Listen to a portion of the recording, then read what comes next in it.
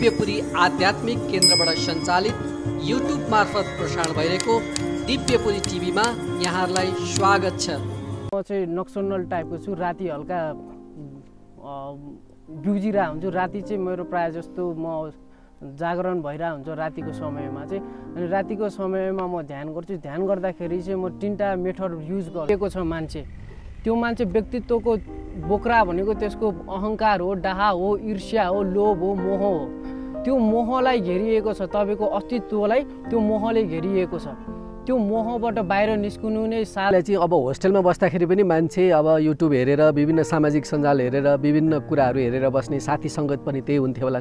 तर तपाईँले चाहिँ कसरी त्यो ओशोको पुस्तक कल्लिदियो कि कसरी भेटाउनु भयो? तपाईँ किन त्यो ओशोलाई पढ्न चाहनुभयो? त्यति बेलै तपाईँलाई के भएर भित्रबाट के भएको थियो? बन्न सकेनन्। छोरालाई डक्टर बनाउँछु भनेर लाग्दाखेरि छोराको पर्पस अर्कै हुनसक्छ, लाइफको पर्पस। त्यो पर्पस मैले गर्न नसकेको पर्पस म मेरो छोरालाई गर्न लगाउँछु भन्ने किसिमका त्यस्ता बाधा कसरी चाहिँ यसलाई किनभने यो अध्यात्म पनि एक किसिमको भड्कारे हो। कति मान्छे गएर यसमा गएर धेरै डिप्रेसनको शिकार भएका छन्, पछि धेरै भड्केका छन्। न घरको न घाटको न अध्यात्ममा राम्ररी अघि बढ्न सकेका छन्, न यता भौतिक जीवन नै चलाउन सकेका छन्।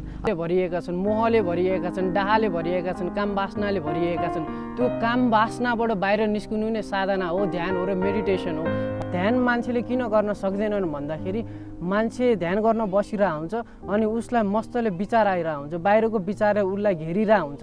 अनि त्यसपछि उसले राम्रोसँग ध्यानमा ध्यान दिन सक्दैन। युवाहरू ध्यान पनि गर्नुहुन्छ, त्यो कुण्डलिनी जागरणका कुराहरू पनि धेरै सुनाउनुहुन्छ, कतिले गरेको देखिन्छ।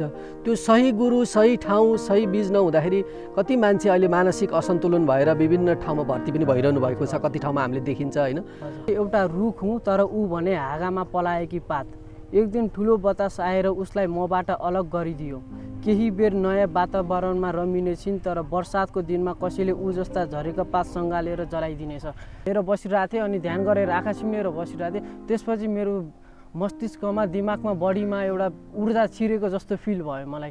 त्यो ऊर्जा छिरिसकेको जस्तो फिल भइसकेपछि एउटा बडी चाहिँ मबाट हल्लिरहेछ र एउटा बडी ममा स्थिर भएको मैले अनुभूति गर्न थालेँ। त्यस्तो पनि फिल हुन्छ। यो मेरो शरीर अहिले मैले पाएको चाहिँ रिइन्कार भइरहेको छ।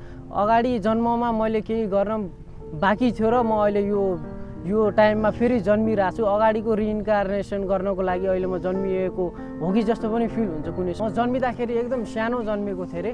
अनि त्यही कारणले मेरो टाउको, बडीको पार्ट्सहरू सबै पनि सानो थिएँ अरे।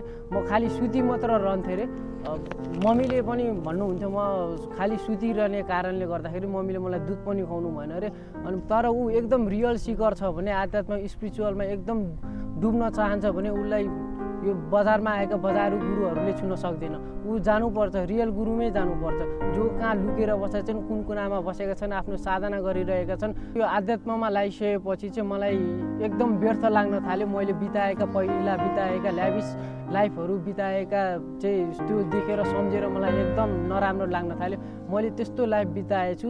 मैले मेरो अस्तित्व बिर्सेर मेरो जीवन मैले चलाइरहेछु। मेरो अस्तित्व यो हो। भनेदेखि मेरो आध्यात्ममा चाहिँ भइ चलिराखोस् अनि मैले धन कमाऊ, मान कमाऊ, प्रतिष्ठान कमाऊ, त्यस्तो किसिमले मान्छे चलिरहेको हुन्छन्। आध्यात्ममा लाग्नु छ भने एकदम गहिरो लाग्नुपर्छ। यो सरलताले छुँदैन आध्यात्मलाई। तिम्रो यो बाहिरी आवरणले आध्यात्मलाई छुन सक्दैन। दर्शकहरू नमस्कार। यो दिव्यपुरी टिभीबाट आध्यात्मिक भलाकुसारी गर्ने क्रममा आज म एकजना त्यस्तो युवा व्यक्ति हुनुहुन्छ। उहाँ अध्यात्ममा एकदम रुचि राख्नुहुन्छ। उहाँसँग उहाँका अनुभवहरू हुनुहुन्छ। उहाँ अहिले भर्खर 18 वर्ष लागिरहनु भएको छ। 18 वर्ष चढ्दै जाँदा मान्छेहरू विभिन्न पब, डिस्को, विभिन्न मनोरञ्जन स्थलमा जाने र आफ्ना दैनिक क्रियाकलापहरू बिताउने गर्छन्। तर उहाँ चाहिँ आफूलाई खोज्ने काममा लाग्नु भएको छ। एउटा आध्यात्मिक जिज्ञासु पनि हुनुहुन्छ, साधक पनि हुनुहुन्छ, साधना पनि गर्नुहुन्छ, विभिन्न ठाउँमा गइरहनु भएको हुन्छ। उहाँसँग मेरो एउटा प्रसङ्ग रहेको छ। म यो पछि हामी वार्ता गर्दै गर्दा सुनाउनेछौँ। सर्वप्रथम त कार्यक्रममा म स्वागत गर्न चाहन्छु। मसँग हुनुहुन्छ न्युटन पुडासैनी। नमस्कार हजुर। नमस्कार। कार्यक्रममा स्वागत गर्न चाहन्छु। धन्यवाद। अब सर्वप्रथम चाहिँ न्युटन पुडासैनी, यो हजुरको नाम मलाई एकदम अनौठो लाग्यो होइन। कसरी हजुरले यो नाम चाहिँ कसले राखिदिएको कि कसरी? यो नाम चाहिँ कसरी न्युटन हुन गयो भन्दाखेरि चाहिँ मामा घरमा मेरो मामा हुनुहुन्थ्यो अनि म जन्मिसकेपछि मेरो भान्जालाई म साइन्टिस्ट पढाउने साइन्स पढाउने भनेर मामाले जिस्काउनु हुन्थ्यो। जिस्काउँदा नामै न्युटन भयो। भान्जालाई साइन्टिस्ट बनाउनु न्युटन बनाउनु पर्छ भन्नुभयो अनि त्यसपछि न्युटन हुँदा जिस्काउँदा नामै न्युटन रहन गयो। भनेपछि यो मामाको प्रेरणा हो? हजुर, मामाको। अनि के लाग्छ यो नामको औचित्य अहिले तपाईँ ठुलो हुँदै गएपछि सही नाम रहेछ भन्ने लागिरहेको छ तपाईँलाई? नाम एक हिसाबले सही जस्तो लाग्छ, अर्को हिसाबले गलत जस्तो पनि लाग्छ। अब न्युटन भनेको अब साइन्स विज्ञानका कुराहरू जोडिन जान्छ नाममा, तर अब आध्यात्मिकमा आइसकेपछि त्यो नाम अलि आफूलाई गलत जस्तो पनि लाग्छ। अब आध्यात्मिक भनिहाल्नुभयो तपाईँले होइन? हजुर। अब एउटा के प्रसङ्ग जोड्न चाहन्छु भने दर्शकहरू, करिब 2 वर्ष अगाडि हुनुपर्छ, 1.5-2 वर्ष अगाडि यो दिव्यपुरी सञ्चालन गरेपछि नै म सार्वजनिक यातायातमा हामी कतै जाँदाखेरि भाइसँग मेरो सार्वजनिक यातायातमै उहाँले मलाई चिनेर आएर म दिव्यपुरीको भिडियोहरू हेर्छु भन्नुभयो होइन। जसरी एउटा प्रेम सद्भाव उहाँले देखाउनु भयो, आध्यात्मिक भिडियोहरू सबै हेर्छु, जसरी गर्ने हजुरले गर्ने प्रश्नहरू पनि मलाई यो हामीले युवाहरूलाई लाग्ने किसिमको प्रश्न हुन्छ भन्नुभयो होइन।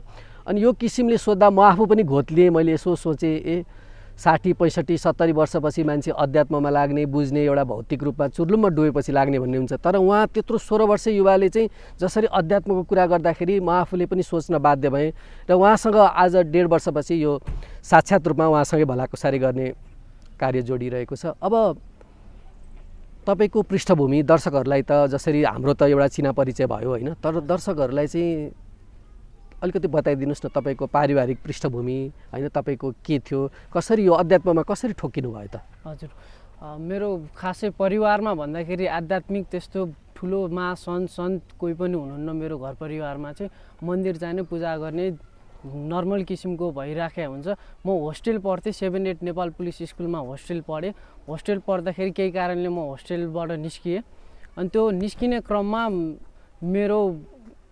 निस्किने क्रममा मैले बुकहरू पढ्न थालेँ। बुकहरू पढ्दाखेरि ओशोको किताब मैले फेला पारेँ। ओशोको किताब फेला पारिसकेपछि एउटा ओशोको क्रिएटिभिटी भन्ने किताब फेला पारिसकेँ। मैले ओशोलाई फेला पारे होइन रहेछु, मलाई नै चाहिँ फेला पारे रहेछु। म जस्तो चित्त भएको ओशोमा पनि रहेछ। मैले जुन हिसाबले चलिरहेको छु त्यो ओशोमा मैले फेला पारेँ। त्यसपछि म अनि आध्यात्ममा बढ्दै गएँ। आध्यात्ममा लाग्नको लागि चाहिँ 3टा किसिमले मान्छेहरू आध्यात्ममा लाग्दा रहेछन्। एउटा जानेर, एउटा पढेर, एउटा भोगेर मान्छे त्यसरी आध्यात्ममा लाग्दो रहेछन्। अब कसरी जानेर भन्दाखेरि कसैलाई लाग्न सक्छ म यो सारा संसार केही पनि होइन, दुःख भोगको माया मोहको संसार हो भनेर कसै मान्छेहरू आध्यात्ममा लाग्न सक्छन्। अर्को भनेको पढेर, ओशोले जति किताब कसैले पनि पढेनन् होला। ओशोको त अब पहिला पुनर्जन्मको कुरा पनि यसमा छ, त्यो कुरा पछि गरौँला। त्यो कुरा पछि गर्दाखेरि ओशोले टन्नै किताबहरू पढ्नुभयो। किताब पढ्दाखेरि ओशोले धेरै ज्ञान पाउनुभयो। ज्ञान पाइसकेपछि ओशोको आध्यात्मिकमा रुचि बढ्दै गएर ओशोले अनि अगाडि बढ्दै जानुभयो। अर्को भनेको बुद्धको हेर्न सक्छौँ। बुद्धले हेरेर एक दिन मरेको मान्छे देखेर बुद्धले मेरो पनि जीवन यसरी नै बिताउने भयो मैले भन्ने बुद्धलाई त्यस्तो मनमा लागिसकेपछि बुद्ध आध्यात्मिक खोजतिर गर्न जङ्गलतर्फ लाग्नुभयो। आध्यात्ममा जोडिने त्यही 3 तत्त्वहरू छन्। अब यी त भए तपाईँले अध्ययन गर्नुभयो भन्नुभयो होस्टेलमा बस्दा, जसरी कसरी तपाईँलाई चाहिँ अब होस्टेलमा बस्दाखेरि पनि मान्छे अब युट्युब हेरेर, विभिन्न सामाजिक सञ्जाल हेरेर, विभिन्न कुराहरू हेरेर बस्ने, साथी सङ्गत पनि त्यही हुन्थ्यो होलान्। तर तपाईँले चाहिँ कसरी त्यो ओशोको पुस्तक कल्लिदियो कि कसरी भेटाउनु भयो? तपाईँ किन त्यो ओशोलाई पढ्न चाहनुभयो? त्यति बेलै तपाईँलाई के भएर भित्रबाट के भएको थियो? हाम्रो होस्टेलको सिस्टम चाहिँ अब हरेक विद्यार्थीले एकवटा बुक पढ्नुपर्ने खालको त्यस्तो सिस्टम छ। लाइब्रेरीमा गइसकेपछि एकवटा बुक लिएर जानुपर्ने। 1 पिरियड 1 घन्टाको दिनमा 1 घन्टाको लाइब्रेरी पिरियड हुन्थ्यो। त्यो पिरियड हुँदाखेरि चाहिँ मैले बुक पढ्ने ह्याबिट हल्का बसिसकेको थियो। अनि होस्टेलबाट निस्किसकेपछि मैले एउटा दाईसँग बुक पढ्ने दाई एकदम बुक पढ्नु हुनुहुन्थ्यो।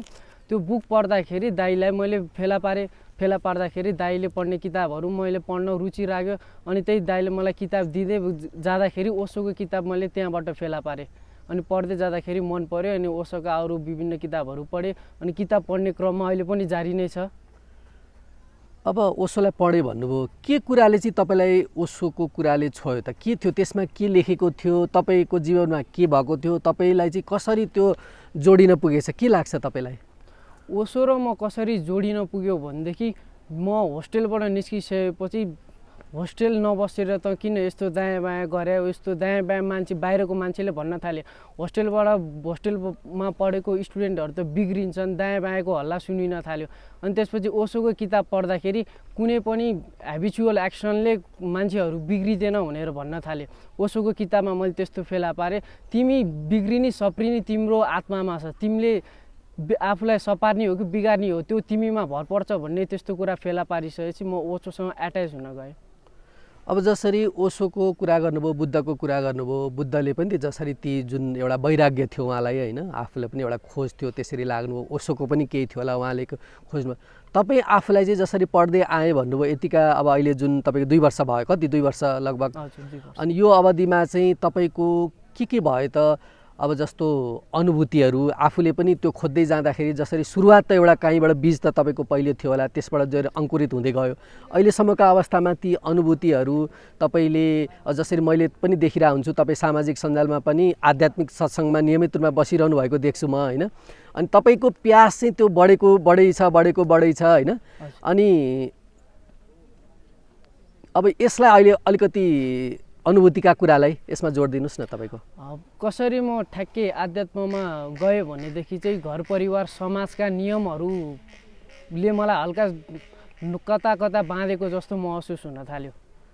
कस्तो महसुस हुन थाल्यो भनेदेखि एक दिनको कुरा थियो, एक दिन मलाई कतै बाहिर जानु थियो, अनि मेरो घरको परिवारले भन्नुहुन्थ्यो तेरो लागि किनिदिएको सामान हो, तैँले चल्ने स्कुटर हो, तैँले चढ्ने बाइक हो भनेर मेरो परिवारले मलाई भन्नुभयो। त्यो भनिसकेपछि मलाई एक दिन चाहिएको दिन मैले मेरो परिवारसँग मागेँ। अनि माग्दाखेरि मेरो घर परिवारले के भन्नुभयोदेखि म तँलाई दिन्न, अहिले मेरो अन्त्य जानु छ, मलाई अफिस जानु छ, दायाँ बायाँ जानु छ भनेर भन्नुभयो। अनि मेरो मनमा चाहिँ के फिल भयो भनेदेखि चाहिँ मेरो लागि किनिदिएको सामान मैले चलाउन नपाइसकेपछि त्यसको त मेरो लागि केही पनि अर्थ नै रहेन। त्यसपछि बिस्तारै समाजको नियम, त्यसरी गाउँको नियम अनि मानिसहरूले बनाएका नियम र मानिसहरूले भनिएका कुराहरूबाट म अलि अब जसरी तपाईँले दृष्टान्त दिनुभयो ती जुन समाजले बनाएका नियम, मानिसले बनाएका नियम भन्नुभयो नि, अब यी पनि त हाम्रै समाजले बनाएको भनेको हाम्रै राम्रोको लागि गरेको हो कि? किनभने कसरी हेर्नुहुन्छ, जसरी तपाईँले अब आध्यात्मिक दृष्टिकोणले हेर्दा तपाईँको आफ्नो भित्री जुन भन्नु नि तपाईँको खोज चाहिँ के हो? खास केमा तपाईँको चित्त नबुझेको? तपाईँले जसरी यो भौतिक रूपमा तपाईँ आफ्नो परिवारबाट त सन्तुष्ट हुनुहुन्छ होला, एउटा जुन तपाईँ आफू पढि पनि रहनु भएको छ, तपाईँको लालन पालन त आफ्नो पितामाताबाट भइ पनि रहेको छ होइन, तर केमा चाहिँ तपाईँको एकदम असन्तुष्टि हो? खास के कस्तो किसिमको स्वतन्त्र खोजेको हो तपाईँहरूले? हजुर, म जस्तो हरेक युवाले चाहने स्वतन्त्र भनेको चाहिँ युवा हामी जन्म्यौँ, हामीले संस्कार पायौँ, हामीले परिवारमा पाएका संस्कारहरू हामी त्यो पालना गर्नेछौँ। तर हामीले जन्मिसकेपछि हामीले हाम्रो बाआमा बन्न नसकेका कुराहरू, एउटा बा डक्टर बन्न सकेनन्, छोरालाई डक्टर बनाउँछु भनेर लाग्दाखेरि छोराको पर्पोज अर्कै हुनसक्छ, लाइफको पर्पोज। त्यो पर्पोज मैले गर्न नसकेको पर्पोज म मेरो छोरालाई गर्न लगाउँछु भन्ने किसिमका त्यस्ता बाधा डालेका छन्। त्यस्तो किसिमको बन्धनबाट चाहिँ मुक्त हुनुपर्छ। म मेरो लाइफमा एउटा पर्पोजले जन्मेको छु, तपाईँको लाइफमा तपाईँको पर्पोजले जन्मिनु भएको छ। अनि मैले गर्न नसकेको कुरा म अब मेरो आउने भाइ बहिनीहरूलाई म त्यसरी गर भनेर त्यसको बाधा पुर्याउन चाहन्न। भनेपछि आफ्नो स्वतन्त्र रूपमा आफू जे बन्न चाहने, जे गर्न चाहने एउटा जुन त्यो नीति नियम बसेर पनि आफूले गर्न पाउनुपर्छ भन्ने तपाईँको धारणा। अब जसरी अब यही अध्यात्मकै कुरा गर्दाखेरि अब तपाईँ सत्सङ्गमा पनि देखिनुहुन्छ होइन, अनि के साधनाहरू गरिरहनु भएछ, को गुरुहरूसँग भेट्नुभयो? किनभने यहाँ त अथाह छ नि, तपाईँको काहीँ भक्तिको कुरा सुनिन्छ, काहीँ ज्ञान भनिन्छ, काहीँ कर्म भनिन्छ, शास्त्रहरू पनि यति छन्। तपाईँको अहिले युट्युबको जमाना छ, तपाईँ युट्युब खोल्नु भने सबैजना गुरुहरू भेटिन्छन्, नेपाली पनि त्यस्तै छन्, विदेशी होइन, सबै चिज। अनि कसरी चाहिँ यसलाई किनभने यो अध्यात्म पनि एक किसिमको भड्कारे हो, कति मान्छे यसमा गएर धेरै डिप्रेसनको शिकार भएका छन्, पछि धेरै भड्केका छन्, न घरको न घाटको, न अध्यात्ममा राम्ररी अघि बढ्न सकेका छन्, न यता भौतिक जीवन नै चलाउन सकेका छन्। अनि यसलाई त तपाईँले कसरी सन्तुलित बनाउनुहुन्छ त? अब आध्यात्ममा लाग्दाखेरि गुरु चाहिन्छ भन्छन् सबैले। गुरुले भनेको एउटा मार्ग बाटो देखाउने हो। मलाई मेरो मार्ग थाहा छ, गुरु किन चाहियो होला। कुनै समयमा मेरो लागि अप्स एन्ड डाउन्स आउन सक्ला, बाधा आउन सक्ला, तलमाथि हुन सक्ला, तर मलाई मेरो बाटो थाहा छ नि त। मेरो गन्तव्य यही बाटोले पुग्छ भन्ने मलाई थाहा भइसकेपछि मैले गुरु खोज्ने जरुरत छैन। गुरुले हो सिकाइदिनु, कुनै समयको लागि गुरुले सिकाइदिनुहुन्छ, ल यो बाटो नजा, त्यो बाटो जा भनेर सिकाइदिनुहुन्छ। तर मेरो लाइफमा मैले मेरो बाटो थाहा पाइसकेँ। यो बाटो गएँ नि मेरो गन्तव्य त्यही हो, त्यो बाटो गएँ नि मेरो गन्तव्य त्यही हो। गन्तव्य नै एक हो भन्ने मैले बुझिसकेपछि गुरु खोज्न चाहिँ मैले अलि छोडिसकेँ। तर सुन्न चाहिँ म प्रायः गुरुलाई सुनिरहेको हुन्छु, प्रायः गुरुको प्रवचन किताबहरू पढिरहेको हुन्छु, तर मेरो लाइफको पर्पस मैले थाहा पाइसकेँ। त्यसपछि अब गुरुले गुरु यहाँ गुरु दायाँ बायाँका गुरु भन्ने किसिमका जस्ता कुराहरू चाहिँ मैले अलि गुरु नै खोज्छु भनेर चाहिँ छोडिसकेँ।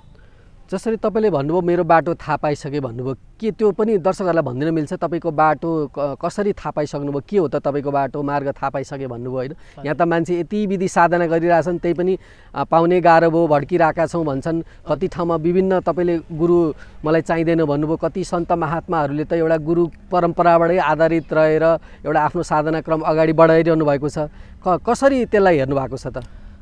मानिस व्यक्तित्वले घेरिएको छ, व्यक्तित्वको बोक्राले घेरिएको छ मान्छे।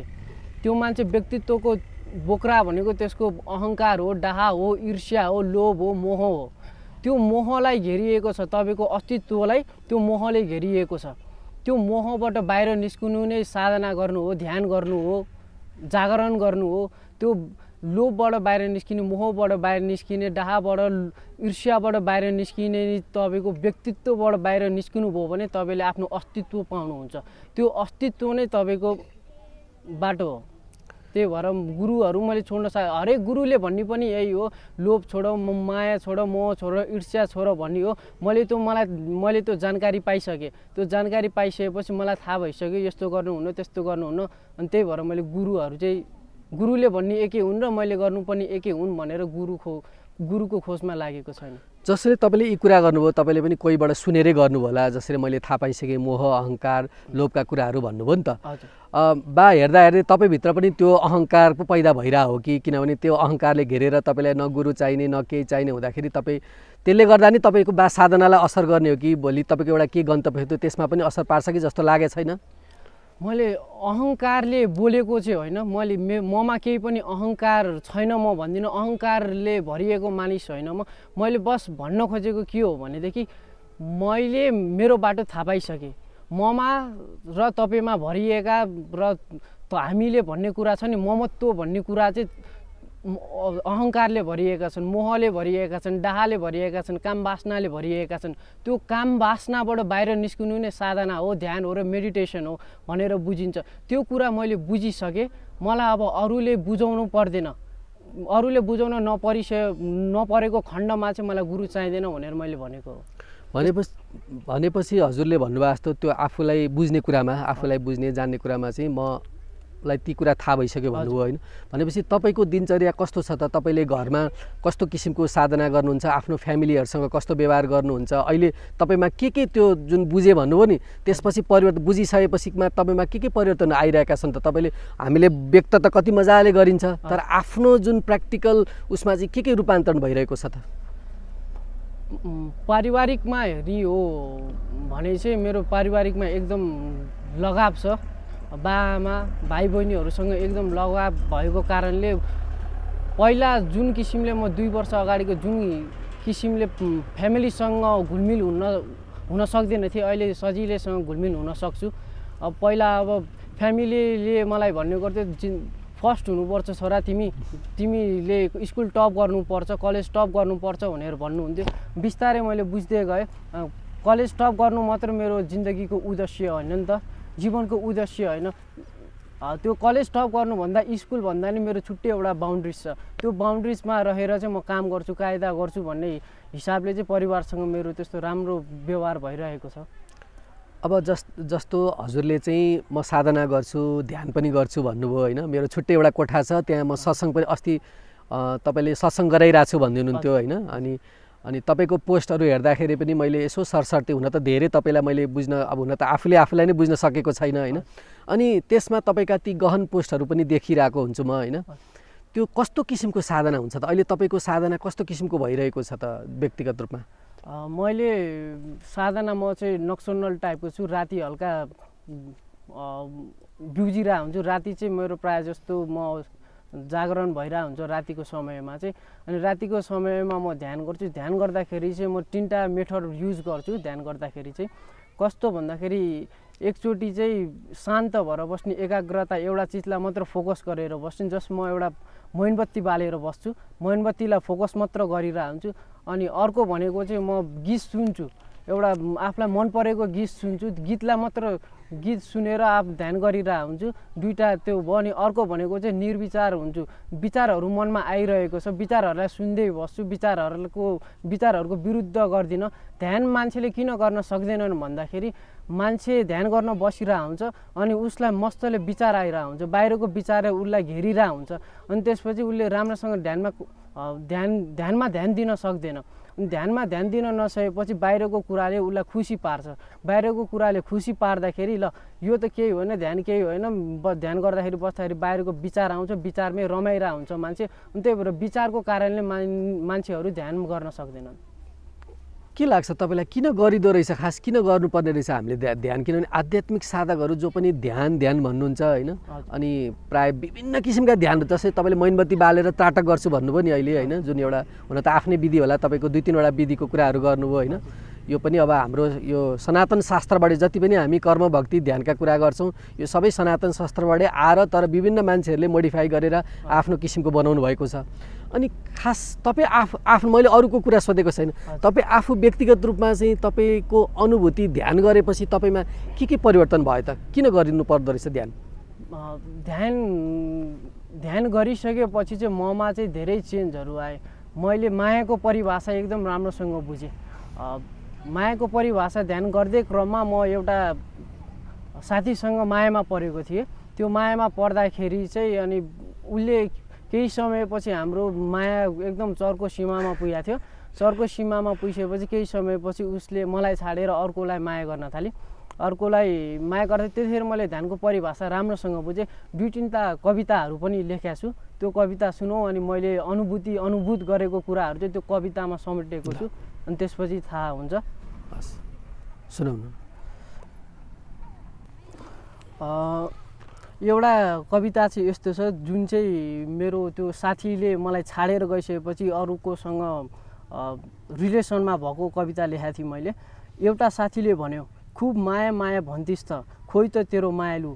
त्यतिकैमा अर्को साथीले भन्यो, उडाइदियो अर्कैले। त्यस पश्चात मैले भनिदिएँ, मेरो बोटको गुलाब हुन्, जहाँ गए पनि मेरै रङ र बास्ना हुनेछ उसमा, जहाँ जोसँग भए पनि। यो चाहिँ मैले एउटा कविता लेखेको थिएँ उसले मलाई छाडेर गइसकेपछि।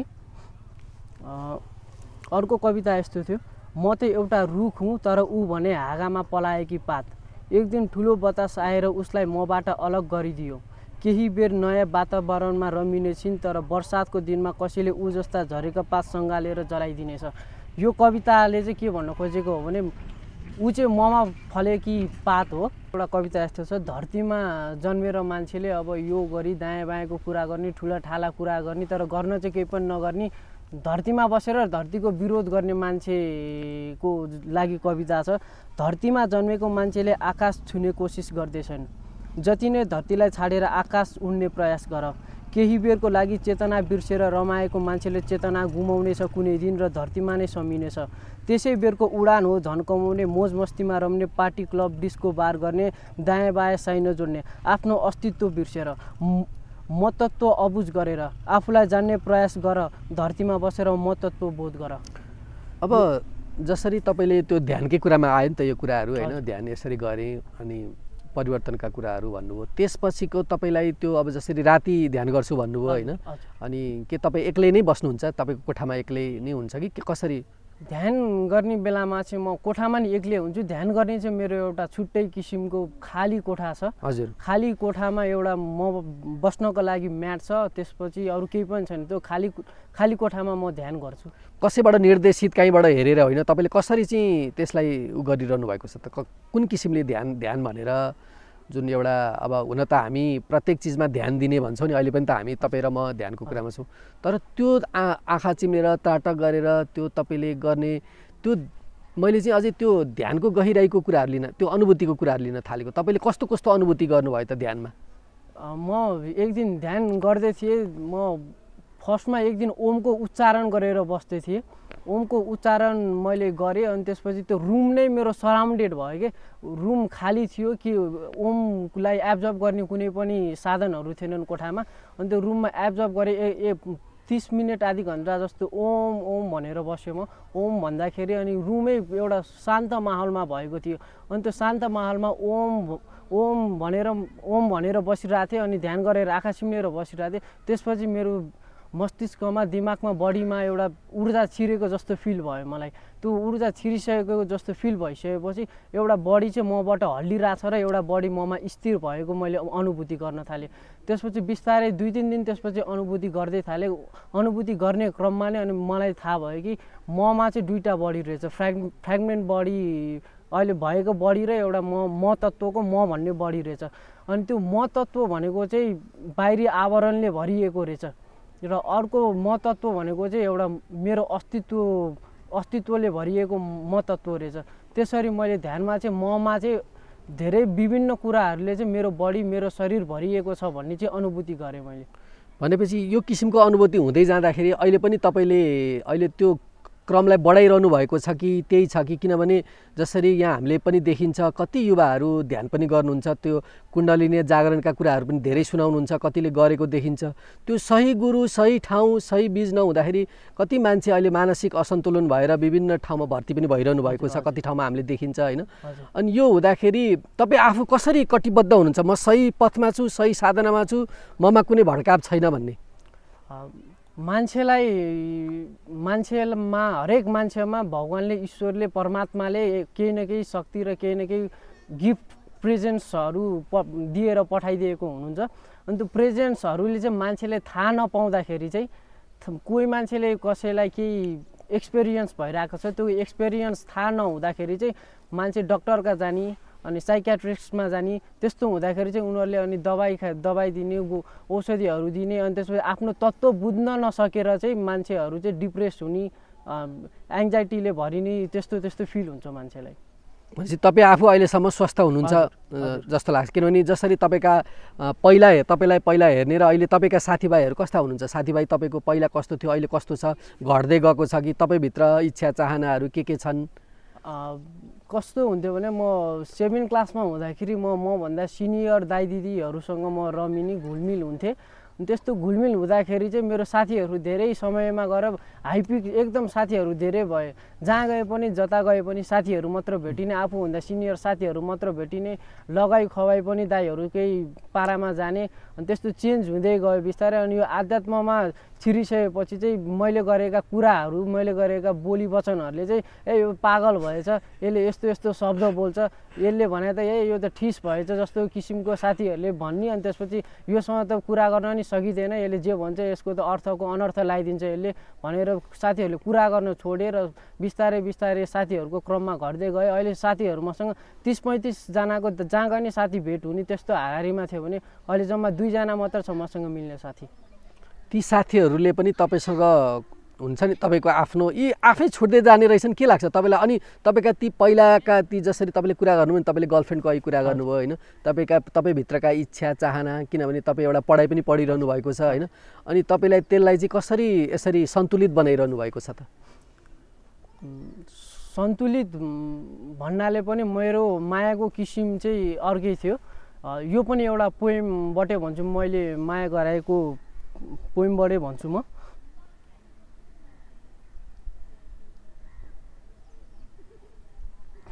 मेरो मायाको परिभाषा चाहिँ यस्तो थियो अनि त्यही भएर चाहिँ उसले मलाई छाडेर गएको हुनुपर्छ। मूर्खको मायाको परिभाषा मलाई मात्र माया गरोस्, अरू कोहीसँग नबोलोस्, मैले भने जस्तो मात्र गरोस्, आफूले कल्पना गरेको मात्र होस्, म मात्र एउटा मिल्ने साथी जस्तो किसिमको आफ्नो मात्र सम्झने घमण्ड अहङ्कार बन्धनमा पार्ने र पर्ने भाष्यमा व्याख्या गरेका छन्। मलाई मात्र माया गरोस्, मैले भनेको कुराहरू मात्र होस् भन्ने किसिमले अरूले माया गरिरहेछन्। त्यो म त एउटा प्रेम हुँ, म त प्रेमको सागर हुँ। म प्रेमको सागर हुँदाखेरि अरूले यदि 1 बाल्टी 2 बाल्टी मबाट लिएर जान्छन् भने ममा प्रेम कुनै पनि कमी हुने छैन। त्यही भएर मैले चाहिँ मायाको परिभाषा त्यसरी बुझेँ। मेरो साथीसँग जोसँग बोल्न आए पनि ऊ राम्रोसँग बोल्न आए पनि मेरो मात्र हो भनेर मैले कहिले पनि सोचिनँ। प्रेम सबैसँग हुन्छ, सबैले सबैलाई गर्न पाउनुपर्छ भन्ने भावना मैले बुझेँ। के लाग्छ तपाईँलाई? किनभने एक किसिमको तपाईँ आफूलाई जसरी तपाईँले अब कसैको गुरु पनि मान्दिनँ, सुन्छु मात्रै भन्नुभयो, एउटा साधना त गरिरहनु भएको छ।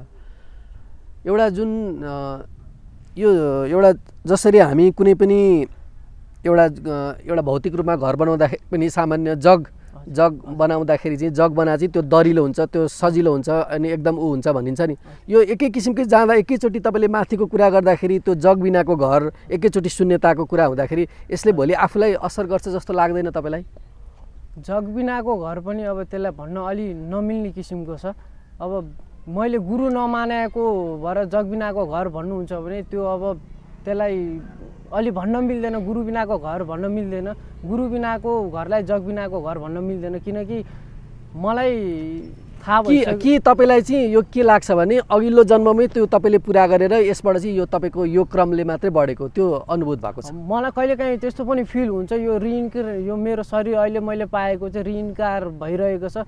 अगाडि जन्ममा मैले केही गर्न बाँकी थियो र म अहिले यो टाइममा फेरि जन्मिरहेको छु। अगाडिको रिइन्कार्नेसन गर्नको लागि अहिले म जन्मिएको हो कि जस्तो पनि फिल हुन्छ कुनै समयमा मलाई। अनि तपाईँलाई अब जसरी बाहिरको त तपाईँले मान्नुभयो, तपाईँ आफूलाई भित्रबाट जुन हुन्छ नि कुनै पनि काम गर्दाखेरि तैँले यो गरेको सही छ है, जसरी तपाईँले कुनै काम गर्दाखेरि यो सही यो गलत भनेर तपाईँलाई भित्रबाटै केही त्यो निर्देशनहरू आइरहन्छ, यो गर्नुपर्छ, यस्तो गर्दा राम्रो हुन्छ भने यस्तो ठाउँमा जानुपर्छ भन्ने कुरा त्यो भित्रैबाट केही निर्देशन आइरहेको हुन्छ?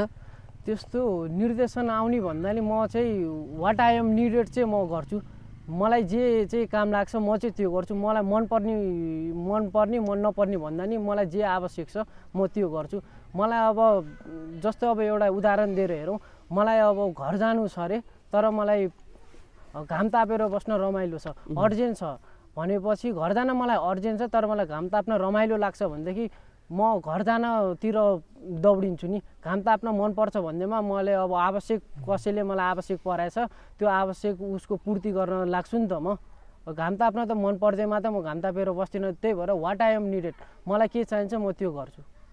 भनेपछि यो तपाईँलाई आफूले पूर्ण रूपमा नै तपाईँ विश्वस्त भएर भित्र र बाहिरमा कन्फिडेन्ट भएर नै तपाईँले आफूले एउटा जुन आफ्नो अनुभवको कुराहरू गर्नुभयो होइन। अनि हुने त यो साधना गर्ने कुनै पनि चिजहरूमा उमेरको छेकबार हुँदैन, त्यही पनि परिपक्वताका कुराहरू गरिन्छ होइन। अनि यो तपाईँको जन्म चाहिँ तपाईँलाई के लाग्छ? हुन त तपाईँ यतिको साधनारत हुनुहुन्छ, साधना गरिरहनु भएको छ होइन, अहिलेसम्म साधना पनि गर्नुभयो, बुझ्दै आइरहनु भएको छ।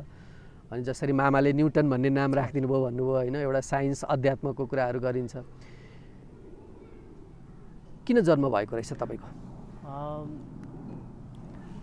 किन जन्म भयो भन्दाखेरि म जन्मिसकेको 4-5 वर्षमा चाहिँ एउटा घटना घटेको रहेछ। त्यो भनिदिन मिल्छ? हजुर म त्यो घटना चाहिँ कस्तो थियो, 4-5 वर्षमा चाहिँ म जन्मिँदाखेरि एकदम सानो जन्मेको थिएँ अरे। अनि त्यही कारणले मेरो टाउको बडीको पार्ट्सहरू सबै पनि सानो थिएँ अरे।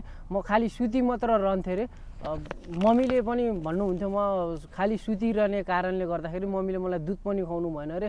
अनि बच्चामा छोरीछोरी नरोइसकेपछि काम गर्न जानुपर्ने, काम गर्न जाँदाखेरि के बाधा अडचन मैले नपुर्याउने कारणले चाहिँ अब ल छोरो सुतेर बसोस् भन्ने जस्तै किसिमले मम्मीले छोडेर काम गर्न जानुहुन्थ्यो। अनि त्यो हुँदा बिस्तारै कुनै दिन चाहिँ म एकदम बिरामी नै भएछु। म चाहिँ एकदम मलाई चाहिँ डक्टरले नै यो बाँच्दैन भनेर नै घर पठाइदिएको थियो। अनि त्यो हुँदाखेरि चाहिँ हाम्रो एउटा झारफुक गर्ने बा हुनुहुन्थ्यो। अनि त्यो झारफुक गर्ने बाले चाहिँ के भन्नुभयो भनेदेखि छोरो बाँच्यो भने मैले फुकेर बाँच्यो भने बाँच्यो, बाँचेन भने छोरोको केही पनि गर्न सकिँदैन। तर यो मैले फुकेर यदि बाँचिहालेछ भने पनि यसलाई हेर्ने र यसले हेर्ने कुरा चाहिँ एकदम फरक हुन्छ भनेर भन्नुभएको छ त्यो बाले चाहिँ। अनि मेरो लाइफमा म जन्मिनु कारण पनि अब अरूले साधारण मान्छेले कुनै कुरालाई हेर्छन् भने त्योभन्दा डिफ्रेन्ट किसिमले हेर्ने मेरो पर्सपेक्टिभ छ। हुन त तपाईँले जुन रूपमा अघि आफ्नो वृत्तान्त भन्नुभयो, हुन त अब बच्चादेखि नै एउटा समाधिको रूपमा, अब अघिल्लो जन्ममा के थाहा समाधिकै रूपमा तपाईँको त्यो अहिले रिइन्कार्नेसन भएको पनि हुनसक्छ होइन। अनि तपाईँले के देख्नुहुन्छ जसरी अहिले हामीले मार्केटमा देखिन्छ नि अध्यात्मका कुराहरू कति सुनिन्छ। अघि पनि मैले गरेँ, युट्युबमा पनि देखिन्छ विभिन्न अब पैसा लिएर अब ध्यान सिक्न जाने, पैसा लिएर जानुपर्ने, गुरु खोज्न पनि त्यसरी जानुपर्ने। अनि यी सरसर्ती हेर्दा मार्केटमा देखेका यी आध्यात्मिक गुरुहरू, आध्यात्मिक सङ्घ संस्थालाई चाहिँ कसरी हेर्नु भएको छ तपाईँले? मैले गुरुहरू सङ्घ संस्था चाहिँ कसरी हेर्छु भनेदेखि यो अलि केही समय अगाडि मोदीले पैसा इन्डियामा रकम चेन्ज गर्दा थियो नि, चेन्ज गर्दाखेरि अब त्यो अगाडि भएको मान्छेसँग पैसा चाहिँ अब त्यो नक्कली ठहरियो नि त।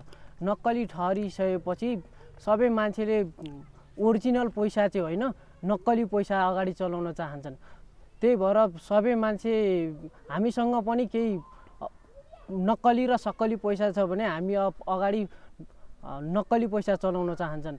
त्यही बजारमा भएका प्राय जस्ता अधिकांश गुरुहरू पनि नक्कली हुन्। जो चाहिँ आफू अगाडि बढ्न चाहन्छन्, जो एकदम गुरु एकदम राम्रा गुरु हुनुहुन्छन्, उहाँ भनेको चाहिँ एकदम शान्त पिसमा शिष्यले आफै खोज्ने, जसलाई चाहिँ पानीको प्यास छ त्यो मात्र जान सक्ने भेट्न सकिन्छ। अहिले भनेको बजारमा आएको साधु सन्त भनेको चाहिँ नक्कली हुन्। अब जसरी कुनै पनि प्यास लागेपछि त उसले गएर पानी खानै पर्यो, पानी खोज्छ नि। अब प्यासीहरू धेरै तपाईँले देख्नु भएको छ अहिले कति युवाहरू अध्यात्म रियल खोज्ने, अध्यात्ममा लाग्न चाहने। अब जसरी तपाईँले अघि ट्रेजेडीको कुरा गर्नु, फ्रस्ट्रेसनको कुरा गर्नुभयो होइन, कुनै न कुनै किसिमले मान्छेलाई दुःखको बिजेपछि त जाने त आध्यात्मिकमै नै हो नि त। मान्छेले के रहेछ त, म किन यस्तो भएको, मलाई नै किन यस्तो भएको भन्ने, मलाई नै किन हे प्रभु भन्छन् नि जो पनि, मलाई नै किन यस्तो भन्छन् नि आफूलाई परेपछि हो। अनि त्यसरी खोज्दै जाँदा त मान्छेले अब कि शास्त्र हेरेर उसले बुझ्दा पनि बुझ्दैन, अनि कोही गुरु त खोज्नु पर्यो, उसले गुरु खोज्दै हिँड्छ। अनि त्यस्तै ठाउँमा गएर उसले एउटा साथ त लिनु पर्यो नि। गुरु खोज्नेमा पनि अब भर पर्छ, कुन कन्डिसनमा गएर कहाँ गएर आफ्नो प्यास कतिको छ भनेर त्यसमा गुरुको भर पर्छ। साधारण नर्मल मान्छे आयो भने पनि, साधारण नर्मल भौतिकवादमा एकदम भिजेको मान्छे छन् भने हामी जस्ता मान्छेले पनि उसलाई ज्ञान दिएर एकछिन उसको प्यास हटाइदिन सक्छौँ। तर ऊ एकदम रियल सिकर छ भने, आध्यात्म स्पिरिचुअलमा एकदम डुब्न चाहन्छ भने उसलाई यो बजारमा आएका बजारू गुरुहरूले छुन सक्दैन। ऊ जानुपर्छ, रियल गुरुमै जानुपर्छ, जो कहाँ लुकेर बसेका छन्, कुन कुनामा बसेका छन्, आफ्नो साधना गरिरहेका छन्, जसले पनि एकदम प्यासी सन्यासीहरूलाई खोजेका छन्, त्यस्तो ठाउँमा जानुपर्छ। अब यसो सरसर्ती हेर्दाखेरि त तपाईँलाई पनि कोही गुप्त गुरुले नै चलाइरहनु भएको छ कि जस्तो अनुभूत हुन्छ त मलाई त। गुप्त गुरु अनुभूत भन्दा पनि म मान्छेको कुराहरू, उनीहरूले भनेका गुरुहरूले बनाएका नियमहरूलाई चाहिँ सम्हालेर आफ्नो एउटा छुट्टै किसिमको नियम बनाउँछु। कुन चाहिँ गुरुले भन्नुहुन्छ संस्कारको कुरा, कुनै गुरुले संस्कारको कुरा गर्नुभयो भने चाहिँ अनि त्यो संस्कारमा मेरो लागि के राम्रो छ, त्यो नराम्रो र राम्रो म दुइटैलाई छुट्याउँछु। दुइटैलाई छुट्याइसकेपछि चाहिँ मेरो लागि चाहिँ के बेस्ट छ त्यो छुट्याउँछु म, अनि त्यसपछि चाहिँ म आफ्नै वेमा चल्छु। भनेपछि तपाईँको पनि भोलिको लक्ष्य के छ त? अब जुन अब मान्छे, अब अघि नै तपाईँले भन्नुभयो बाउले साइन्टिस्ट बनाउने, बाउ साइन्टिस्ट भएन भने छोरालाई साइन्टिस्ट बनाउन खोज्छ, बाउ डक्टर भएन भने छोरालाई, उसले आफ्नो रहर चाहिँ छोरामा थोपर्न खोज्छ भन्नुभयो होइन। तपाईँमा चाहिँ के छ त? तपाईँको आफ्नो लक्ष्य के छ? यता तपाईँ आफ्नो अध्यात्म र भौतिक पनि लक्ष्य छुट्टै छ कि एउटै छ कि फेरि तपाईँको बुवा आमाको के छ? कसरी अब यसलाई सन्तुलन गर्नुहुन्छ त? मेरो लक्ष्य चाहिँ कस्तो छ भनेदेखि व्यक्तित्ववादलाई छाडेर अस्तित्ववादमा पुग्नु छ। यो ममा भएका, अहिले भरिएका ममा भएको व्यक्तित्ववादहरू अहङ्कार छन्, त्यसलाई छोडेर चाहिँ म मेरो अस्तित्ववाद खोज्नेछु। त्यो अस्तित्ववाद खोज्ने नै मेरो लक्ष्य हो। जुन कामको लागि म यस धरतीमा आएको छु, जुन कामको लागि म यस धरतीमा जन्म लिएको छु, त्यही कामको लागि म अगाडि सर्नेछु। त्यही हो मेरो जीवनको लक्ष्य। भोलिका दिनमा तपाईँलाई आफूलाई भित्रबाट केही जागरण भएर अरूलाई तपाईँले जानेका कुराहरू कसैलाई सिकाउनु पर्ने कि तपाईँलाई पनि भोलि कोही द्रव्यबाट गरेर ल आइज गुरु भन्दै दुई चारवटा प्रवचन दे, यसो ध्यानस्यान सिकाइदे भन्ने कुराहरूमा त्यसमा पनि लाग्न सक्नुहुन्छ कि के छ? मेरो त्यस्तो कम्युनमा म त्यति खासै घुलमिल हुँदिनँ। मेरो यो आध्यात्ममा लागिसकेपछि चाहिँ मलाई एकदम व्यर्थ लाग्न थाल्यो। मैले पहिला बिताएका ल्याभिस लाइफहरू बिताएका चाहिँ त्यो देखेर सम्झेर मलाई एकदम नराम्रो लाग्न थाल्यो। मैले त्यस्तो लाइफ बिताएछु।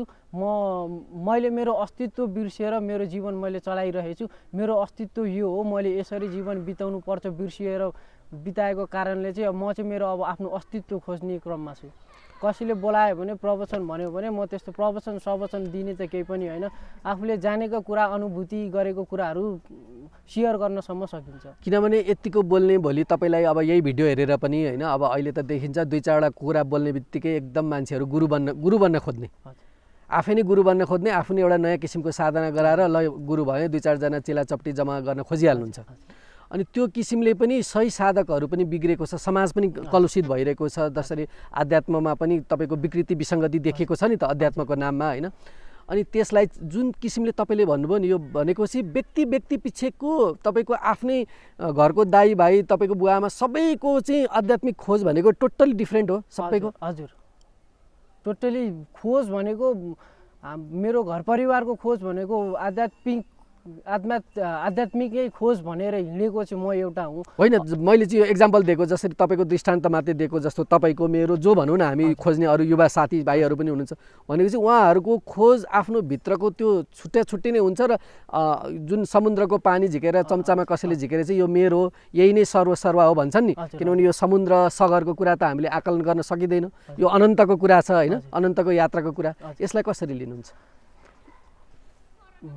यसलाई कसरी लिन सकिन्छ भनेदेखि ममा भएको आध्यात्मिक प्यासले मलाई बुझाउन सक्छ।